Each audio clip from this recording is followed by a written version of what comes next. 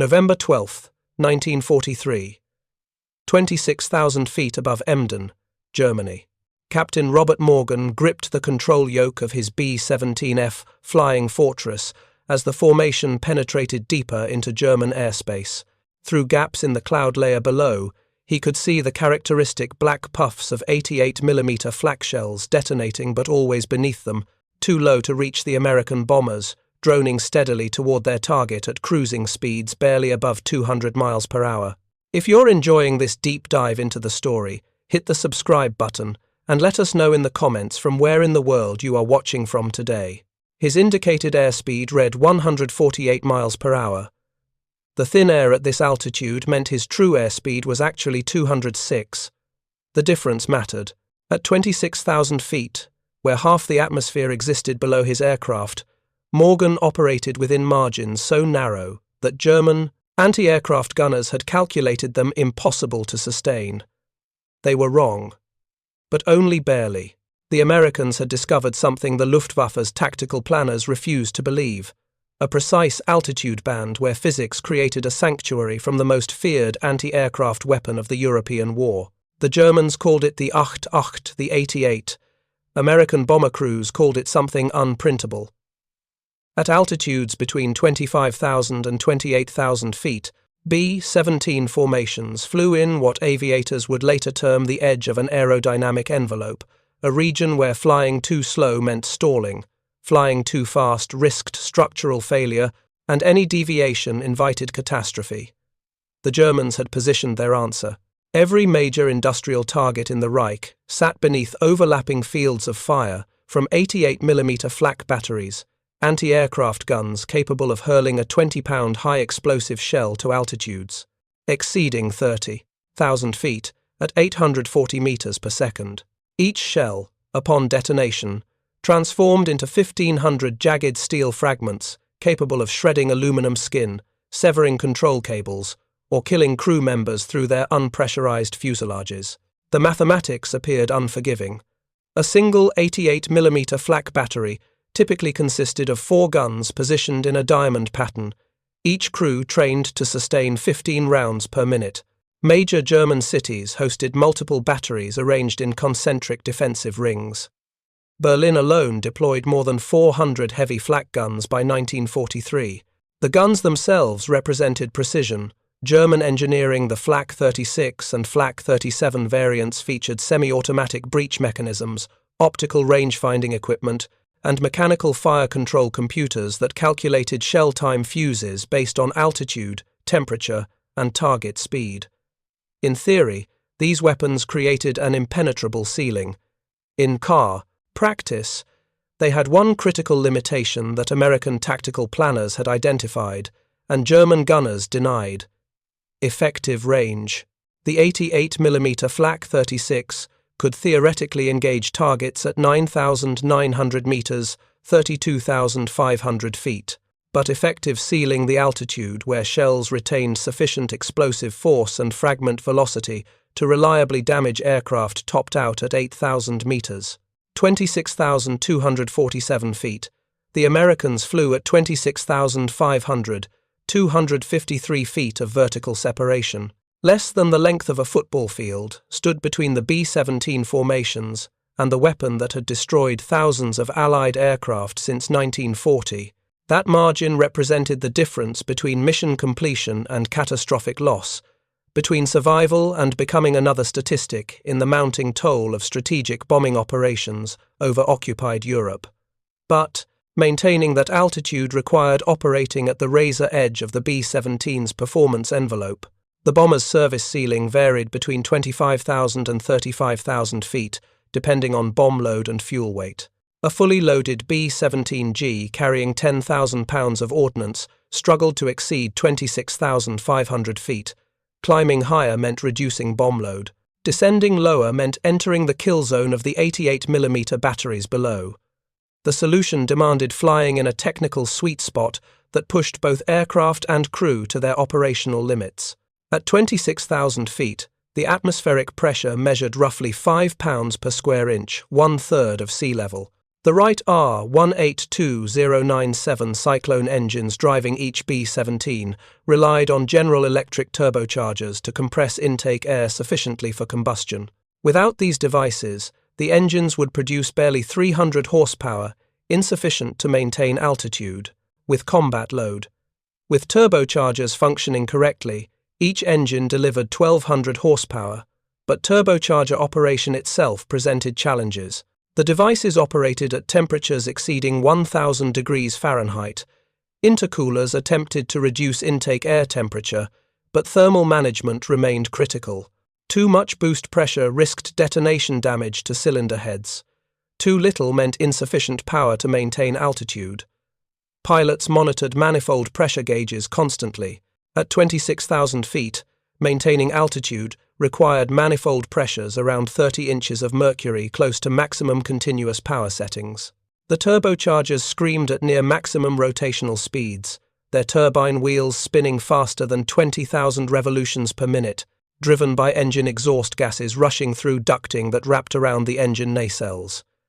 Temperature at altitude registered -40 degrees Fahrenheit. The B-17 featured no cabin pressurization. Crew members breathed through demand-flow oxygen masks, connected to bottles storing compressed oxygen at 1,800 pounds per square inch. The system worked reliably, but oxygen at these altitudes dried mucous membranes, causing nosebleeds and severe thirst. Heated flight suits powered by the aircraft's electrical system prevented frostbite, but any equipment failure meant exposure to temperatures capable of causing severe hypothermia within minutes. The cold affected the aircraft itself. Hydraulic fluid thickened, control cables contracted, lubricants congealed. Plexiglass windows frosted over despite efforts to keep them clear. Condensation from crew breathing formed ice crystals that coated interior surfaces. Machine gun mechanisms required special cold-weather lubricants to prevent jamming. The ball turret gunner, suspended in a powered sphere beneath the fuselage, operated in conditions so extreme that exposure time had to be carefully managed. But the most critical challenge at 26,000 feet was aerodynamic. The indicated airspeed of 148 miles per hour represented the minimum safe speed to maintain controlled flight at that altitude. Flying slower risked approaching stall speed, the point where airflow over the wings became too disrupted to generate sufficient lift. The stall speed itself increased with altitude as air density decreased. At sea level, a B-17 might stall at 90 miles per hour indicated. At 26,000 feet, stall characteristics changed dramatically. True airspeed, the actual velocity through the surrounding air mass, reached 200 to 6 miles per hour at that indicated speed. The difference between indicated and true airspeed widened with altitude due to decreasing atmospheric density. Pilots learned to think in terms of indicated airspeed for aircraft handling, while understanding that true airspeed determined time to target and fuel consumption. Flying too fast presented equally severe risks. The B-17's maximum speed limitation at altitude came not from engine power, but from structural and aerodynamic factors. At high airspeeds, control forces increased dramatically. The aluminum alloy skin covering the airframe could withstand only specific loads before failure. Excessive speed during maneuvers risked overstressing wing spars or control surfaces. More critically, at altitudes above 20,000 feet, approaching 300 miles per hour, true airspeed pushed the aircraft toward compressibility effects. Airflow over certain wing sections began exhibiting transonic behavior. The B-17 had not been designed for such speeds. Shock waves forming on wing surfaces could cause severe buffeting, control problems, or structural damage. Pilots maintained strict speed discipline to avoid these phenomena. The operating window between too slow and too fast, measured perhaps 30 miles per hour, indicated airspeed. Within that window, crews had to maintain formation, position, navigate accurately, and prepare for bomb runs that demanded absolute stability. Formation flying consumed fuel rapidly, as pilots constantly adjusted power settings to maintain precise positions relative to adjacent aircraft. The combat box formation itself intensified these demands. Developed by Colonel Curtis LeMay and refined through brutal experience, The combat box staggered squadrons of bombers vertically and horizontally to create overlapping fields of defensive fire from their 50 caliber machine guns. A typical group formation consisted of 18 to 27 aircraft arranged in a three-dimensional pattern spanning 750 feet vertically and over 1,000 feet laterally. Maintaining position in the combat box meant flying wingtip to wingtip with other aircraft while managing all the technical demands of high-altitude flight. Formation discipline was absolute. Drifting out of position exposed both the wandering aircraft and those around it to fighter attack. German pilots targeted stragglers relentlessly, knowing isolated bombers lost the protective crossfire of the formation. The formation also had to accommodate the bomb, run the final approach to target where bombardiers took control of the aircraft through the Norden bomb site's connection to the autopilot. From the initial point, typically 20 to 50 miles from the target, bombers flew straight and level regardless of flak. No evasive action, no turning. The bombardier needed steady flight to calculate the precise release point for maximum accuracy. Those minutes represented the most dangerous phase of every mission. Flak batteries below tracked the formation's steady approach. Fire control computers calculated altitude, speed, and heading. Fuses were set. Shells were loaded. At the command of battery commanders, monitoring the approaching bombers through optical rangefinders, the 88mm guns opened fire in coordinated salvos. The shells climbed through the atmosphere at 840 meters per second, over 2,700 feet per second. From firing to detonation at 26,000 feet required approximately 10 seconds. During that time, the shell traveled almost 3 miles vertically. Time fuses, mechanical clockwork devices set before loading, detonated the main explosive charge when the preset time elapsed. A typical barrage might see batteries firing one shell every 4 seconds per gun, creating a continuous stream of explosions tracking the bomber formation's progress. But the shells exploded consistently 253 feet too low. German fire control officers reported the phenomenon repeatedly. American bombers appeared to fly through barrages that should have destroyed them, emerging with minimal damage while black puffs of smoke marked detonations that fell short. Intelligence analysts puzzled over reports describing bombers maintaining altitudes that technical specifications suggested they could not achieve with combat loads. The explanation lay in the intersection of multiple engineering achievements the Germans had not anticipated, Americans could integrate successfully. Turbochargers, providing reliable high-altitude power, oxygen systems sustaining crews in an environment hostile to human life, navigation equipment enabling precise formation flying in conditions of extreme cold and physiological stress, and pilots willing to operate at the edge of their aircraft's flight envelope for hours at a time. What appeared impossible to German tactical planners represented the culmination of American industrial capacity applied to a specific technical problem: how to place bombs on target while operating beyond the effective range of ground-based anti-aircraft artillery. The solution had not been theoretical. It emerged from the terrible mathematics of loss rates during early daylight bombing campaigns. August 17, 1942. Rouen-Sotteville, France. 12 B-17s of the 97th Bombardment Group flew the first American heavy bomber mission over occupied Europe. They struck at 18,000 feet, well within effective range of German flak batteries. All 12 aircraft returned safely, but German gunners had barely warmed up their weapons. The mission demonstrated capability. It did not test the defences awaiting deeper penetrations into the Reich itself. October 9, 1942, Lille, France. The steel works at Fives became the target for 108 B-17 seconds, the largest American heavy bomber mission to date.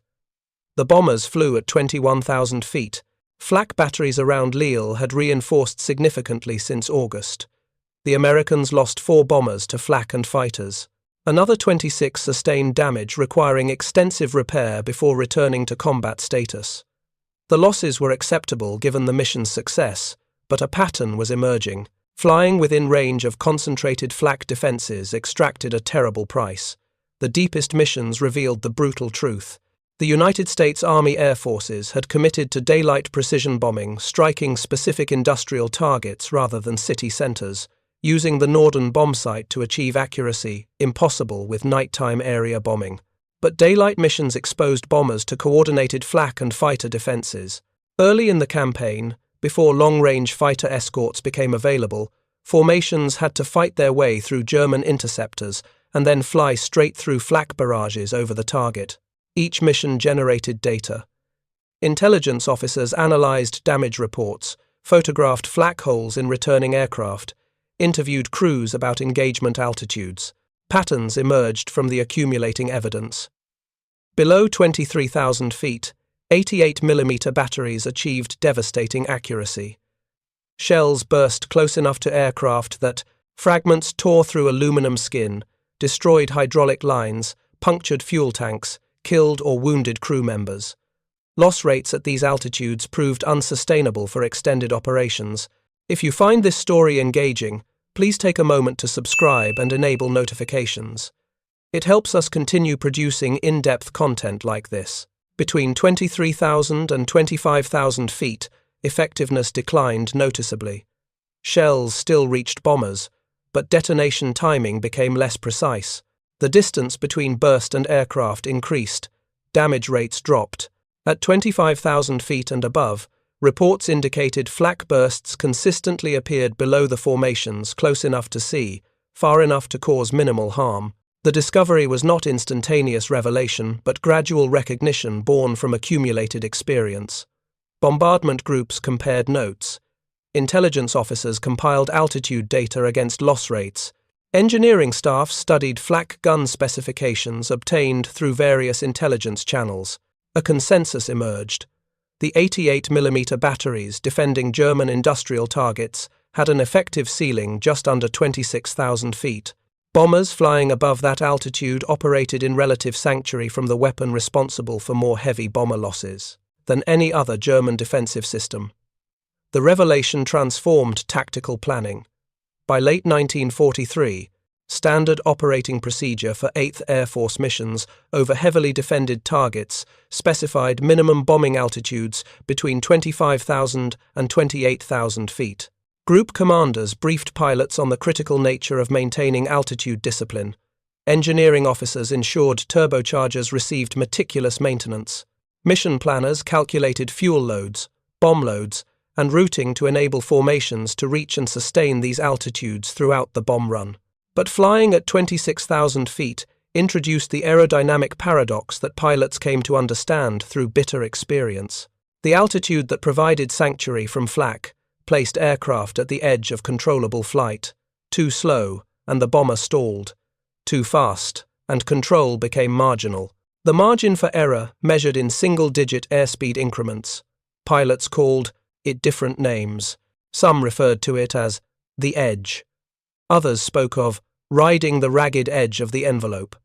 A few recognized they were operating in the region. Aeronautical engineers would later formalize as Coffin, corner. The altitude where an aircraft's stall speed and maximum safe speed converge to create a narrow band of survivable airspeeds. The physics were unforgiving. As altitude increased, air density decreased. Thinner air meant wings required higher true airspeeds to generate equivalent lift. Stall speed, expressed in indicated airspeed, remained relatively constant, but the corresponding true airspeed increased significantly. Meanwhile, maximum safe speed decreased due to compressibility effects and structural considerations. At some altitude, these two curves intersected. Flying at or near that intersection meant operating with minimal margin for deviation. For the B-17G at combat weight, that intersection occurred around 31,000 feet well above operational bombing altitudes. But at 26,000 feet, crews were already experiencing the warning signs of approaching that deadly convergence. Control responses felt mushy.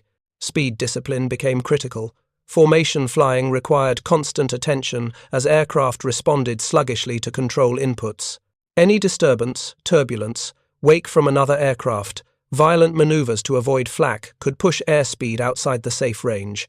Turning the aircraft intensified the problem. In a coordinated turn, the outer wing traveled faster than the inner wing. At 26,000 feet with minimal speed margin, A 30-degree bank could mean the outer wing approached compressibility effects, while the inner wing neared stall speed simultaneously. Pilots learned to keep turns gentle, bank angles shallow, and coordination precise. Steep turns at altitude were forbidden except in extremis. Weather added another layer of danger. Turbulence at altitude. Clear air turbulence caused. By jet stream, wind shear could produce violent vertical accelerations that momentarily increased wing loading. A sudden updraft could reduce effective airspeed, bringing the aircraft dangerously close to stall. A downdraft could push speed higher, risking structural stress. Pilots scanned for weather conditions that might indicate turbulence and requested altitude changes when necessary, but over enemy territory with flak below, options were limited. The cold compounded every challenge. At -40 degrees Fahrenheit, metal became brittle. Aluminum alloys changed mechanical properties. Rivets contracted. Structures flexed differently than at sea-level temperatures. Lubricants thickened until they barely flowed. The B-17 systems, hydraulics, electrical, pneumatic, all operated outside their design temperature ranges. Maintenance crews at English bases developed cold weather modifications, but combat operations at extreme altitude pushed equipment beyond normal limits, constantly. Oxygen system failures became life-threatening emergencies at 26,000 feet. The partial pressure of oxygen in ambient air at that altitude provided insufficient oxygen for consciousness.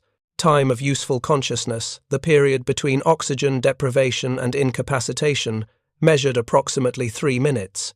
Crew members who lost oxygen supply had perhaps 90 seconds to recognize the problem and remedy it before cognitive function degraded to the point where they could no longer help themselves. Frostbite was constant threat. Gun positions featured open windows where gunners searched for fighters. The slipstream at 200 miles per hour in -40-degree cold created wind chills, approaching -100 degrees. Exposed skin froze in seconds.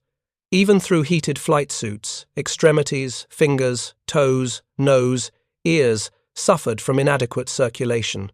Gunners rotated positions when possible to limit exposure time. Many completed missions with frostbitten fingers barely able to operate their weapons. The physiological stress affected decision-making. Hypoxia, insufficient oxygen reaching the brain, produced subtle cognitive impairment even when oxygen systems functioned correctly. At 26,000 feet, the body operated under continuous stress, heart rates elevated, breathing rates increased. Mental fatigue accumulated over the 8 to 10-hour missions that characterized deep penetrations into Germany. Pilots had to maintain formation position, navigate precisely, monitor dozens of instruments, and prepare for combat while experiencing oxygen debt, extreme cold, and the constant knowledge that any error could prove fatal. Formation leaders bore additional burden. The lead bombardier needed clear view of the target, which meant positioning the lead aircraft to account for wind drift, smoke from previous formations' bombs, and evasive action requirements. Lead pilots coordinated timing with other groups to avoid mid-air collisions, a very real danger when multiple formations approached the same target from different directions at similar altitudes. Radio discipline was essential but difficult when German controllers broadcast false instructions on American frequencies, attempting to disrupt formations. The bomb run itself represented the culmination of all these stresses compressed into the most dangerous 4 to 6 minutes of the mission. From the initial point, bombardiers assumed control of the aircraft through the Norden bombsite's autopilot coupling. The site calculated release point based on ground speed, altitude, wind drift, and target motion, essentially solving the ballistic equations required to drop unguided bombs onto a target from 5 miles up while traveling at 3.5 miles per minute. But the Norden's accuracy required absolutely stable flight. Any deviation, pitch, roll, yaw, corrupted the calculations. The bombardier needed the aircraft, rock steady, wings level, altitude constant, speed unchanging.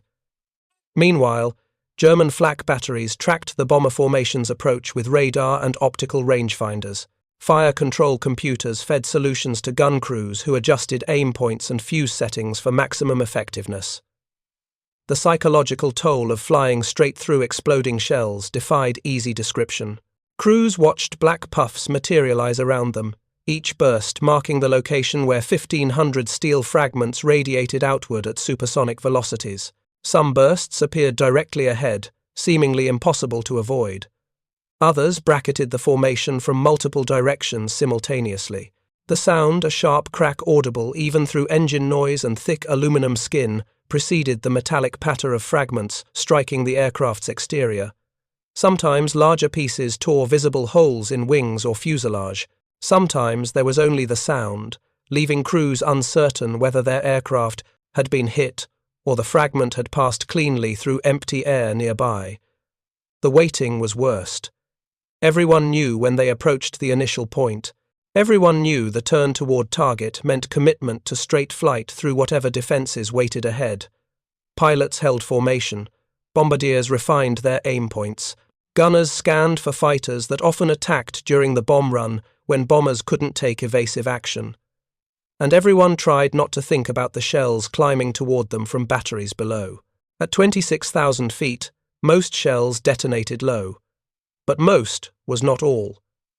Occasionally, particularly well-aimed salvos burst at altitude.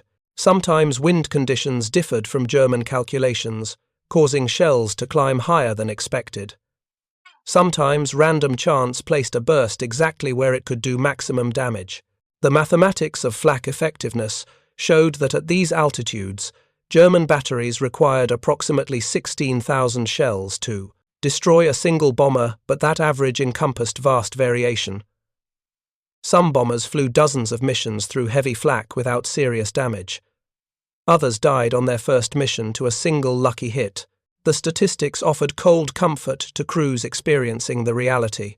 Between January and December 1944, the 8th Air Force lost approximately 1,800 heavy bombers to flak over Europe, more than to German fighters once long-range escort fighters became available. Those losses represented roughly 18,000 crewmen killed, captured, or wounded. Each mission over a heavily defended target subjected crew members to calculated risks that made survival 25 missions the initial tour requirement statistically unlikely. Yet they continued flying. Every morning when operations were scheduled, crews rose in darkness, attended briefings where intelligence officers pulled back curtains to reveal mission routes marked on large wall maps. The distance of the red yarn from England to target told them much of what they needed to know. Short routes to France or the Low Countries meant relatively milk runs. Long routes penetrating deep into Germany meant maximum danger, maximum flak, maximum exposure time. When the string extended to Berlin, Brunswick, or targets in Poland, crews knew they faced the worst defences the Reich could muster. The pre-flight routine became ritual.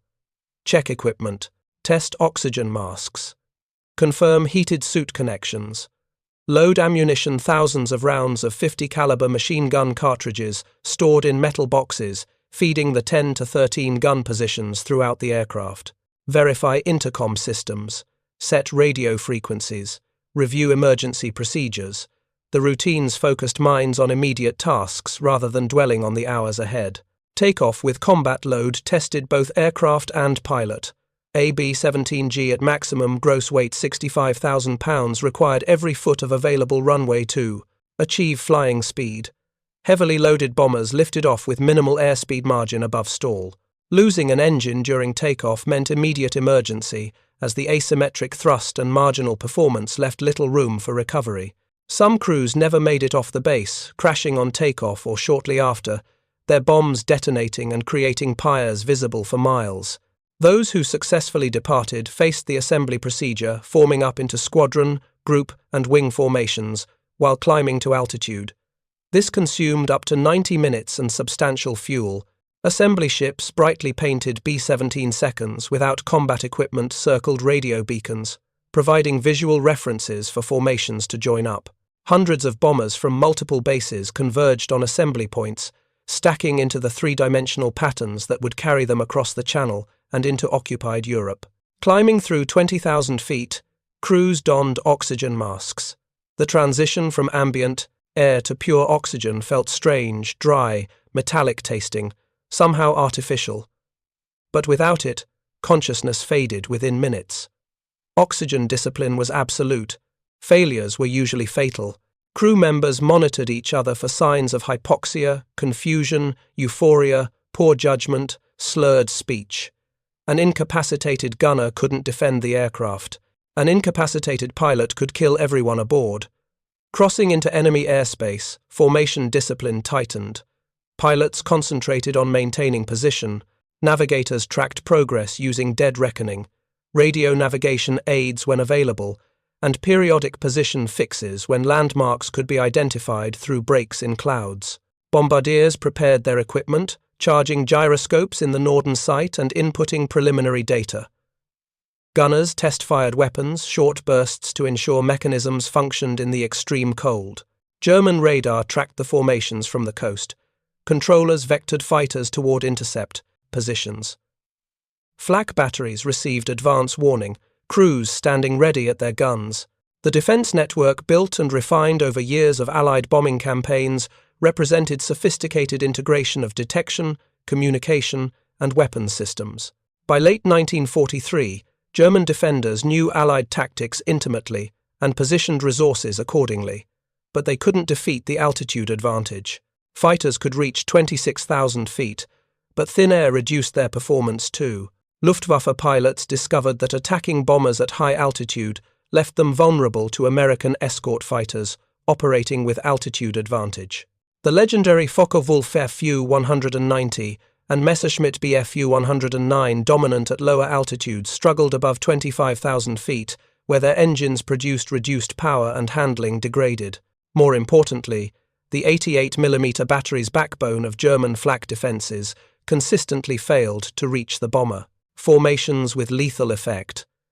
Intelligence reports documented the frustration of German anti-aircraft commanders who watched formations fly through barrages and emerge essentially unscathed. The Americans had found the gap, and German industry lacked time and resources to field weapons capable of closing it. The Flak 41 longer-barreled version of the 88mm gun, with improved altitude performance, entered limited production in 1943. This weapon could theoretically engage targets at 11,000 meters over 36,000 feet. But production problems, mechanical complexity, and competing resource demands meant fewer than 500 Flak 41 guns entered service. Most German flak batteries continued using the Flak 36 and Flak 37, watching helplessly as American formations cruised beyond effective range. Some German commanders advocated for concentrating all available flak along the final approach routes to maximize barrage density, even if individual shells fell short. The theory held that sheer volume of fire might force formations to break up or abort bomb runs. In practice, American crews flew through the barrages. The psychological impact was considerable. The sight of hundreds of black bursts surrounding the formation tested nerves, but the physical damage remained limited at 26,000 feet. The altitude sanctuary extended beyond flak. German fighters using upward-firing cannon Schräger music installations popular with night fighters found the tactic less effective against high-flying day bombers. The aircraft geometry that made upward-firing weapons lethal against aircraft flying lower didn't work when attackers had to climb steeply to engage bombers at 26,000 feet. The approach angle exposed fighters to defensive fire from the bomber formations and left them vulnerable to escort fighters. American losses to flak over heavily defended targets dropped measurably once formations standardized on high-altitude tactics. The 8th Air Force's statistical analysis showed that missions flown above 25,000 feet experienced roughly 40% fewer flak-related losses compared to missions at 22,000 to 24,000 feet. The difference represented hundreds of bombers and thousands of lives over the course of the strategic bombing campaign. But the sanctuary was never absolute. Random chance still killed. A well-aimed shell occasionally burst at exactly the right altitude and position to tear through a bomber's fuselage. Mechanical failures happened. Turbochargers malfunctioned. Oxygen systems failed. Engines quit. Weather could force formations lower. Damage from fighter attacks sometimes forced individual aircraft to descend into the flak envelope. And over some targets, particularly heavily defended complexes, like the synthetic oil refineries that became priority targets in 1944 flak, was so intense that losses occurred even at optimal altitude. The refineries at Leuna, Merseburg, and Politz became notorious. German defenders massed hundreds of heavy flak guns around these facilities, recognizing their strategic importance to the Reich's war effort. The Americans recognized the importance too and sent formation after formation despite horrific loss rates. The missions to Merseburg in particular achieved grim fame. One mission on September 11, 1944, saw 40 bombers shot down from a force of fewer than 400. Yet, even in these bloodbaths, altitude discipline saved lives. Post-mission analysis showed that aircraft maintaining altitude throughout the bomb run survived at higher rates than those forced lower by damage or mechanical problems. The math was brutal but clear. 253 feet of vertical separation meant the difference between exposure to lethal flak concentration and relative safety. The crews understood the equation viscerally. They felt the difference between flight at 26,000 feet, where shells burst below, and flight at 24,000, where shells burst among the formation. They saw aircraft flying lower sustain catastrophic damage, while those maintaining altitude escaped with minor holes. They learned to nurse damaged engines, to manage fuel carefully, to coax maximum performance from turbochargers anything, to maintain the precious altitude that kept them above the worst of the barrage. Formation leaders developed techniques for optimizing the altitude sanctuary. Some advocated climbing to 28,000 feet for the bomb run, despite the additional strain on aircraft and crew. Others preferred exactly 26,500, high enough for protection, but low enough that aircraft handled predictably. The debates played out in pilot-ready rooms and at group commanders' meetings, each side presenting evidence from recent missions to support their positions. Combat experience settled most arguments. Pilots discovered through trial and error the optimal combination of altitude, airspeed, and formation spacing that balanced defensive firepower, bombing accuracy, and flak avoidance. The resulting tactics, refined continuously throughout 1944, became doctrinal standard operating procedure. New pilots arriving at combat groups underwent intensive training in high-altitude formation flying before flying their first mission. The lessons were written in the blood of crews who had learned them the hard way. The physical toll on air crews accumulated mission by mission. The combination of altitude, stress, cold exposure, oxygen debt, and combat trauma produced exhaustion that rest between missions couldn't fully alleviate. Crews completing 25 missions later increased to 30, then 35 showed measurable physiological effects. Cardiovascular systems, stressed by months of operating at altitude. Chronic frostbite damage to extremities. Hearing loss from engine noise and gunfire. Psychological trauma from witnessing friends die, and from the constant awareness that any mission could be the last. Yet morale remained generally strong. Crews believed in the mission destroying the Reich's industrial capacity to wage war.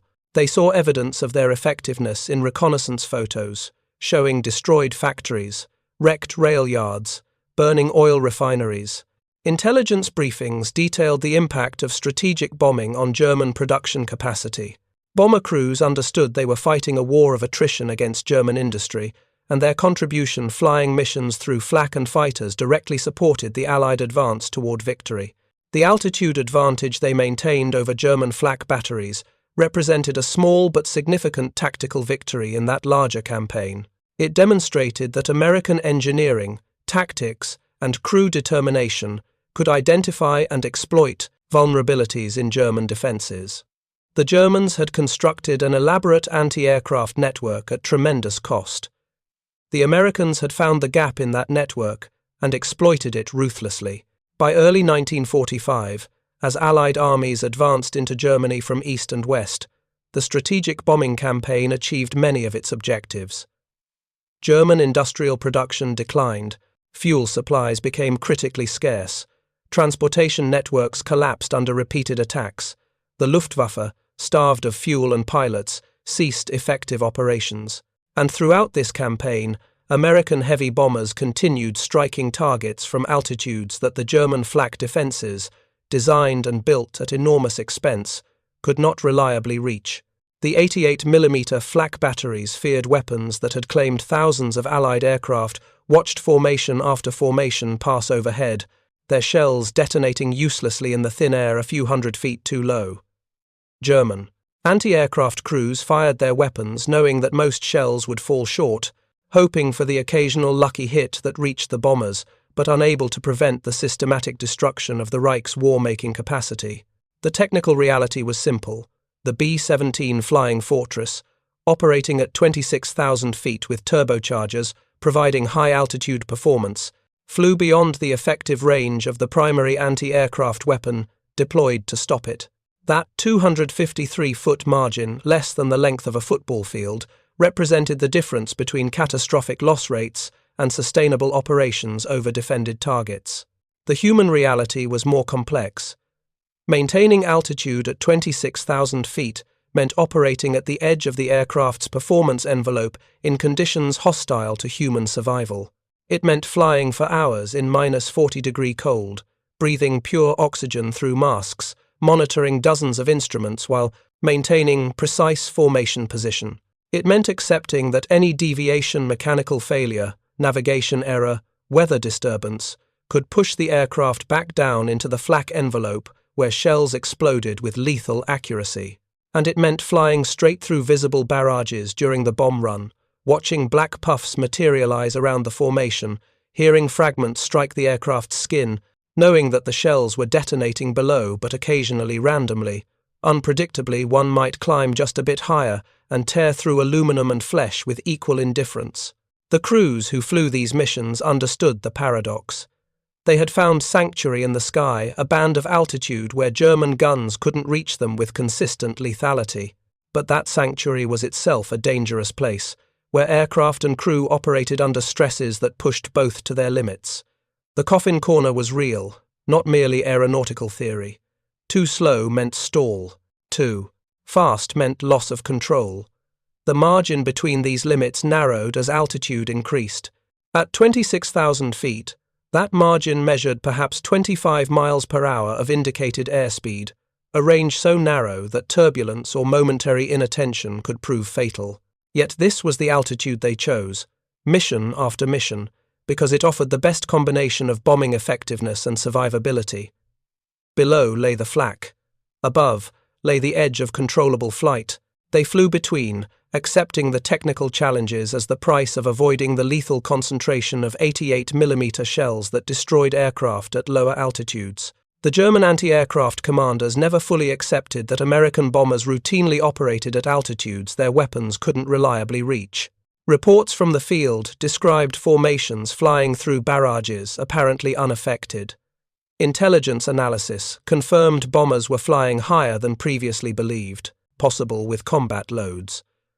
But institutional assumptions backed by technical specifications that suggested such operations were impractical led German planners to discount the evidence. This failure of imagination cost the Reich dearly. Resources allocated to additional flak batteries and ammunition production yielded diminishing returns. The guns fired, the shells climbed, the bursts formed visible black puffs that fell short. Meanwhile, American bombs fell on factories, refineries, rail yards, and cities.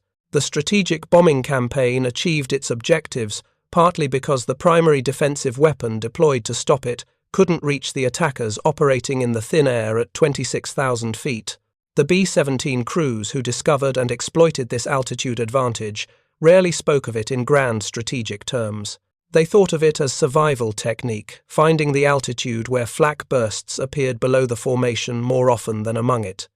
They monitored altimeters closely, maintained turbocharger settings precisely, accepted the physical discomfort and operational challenges because the alternative was worse. In the final accounting, the altitude sanctuary saved thousands of lives and hundreds of aircraft.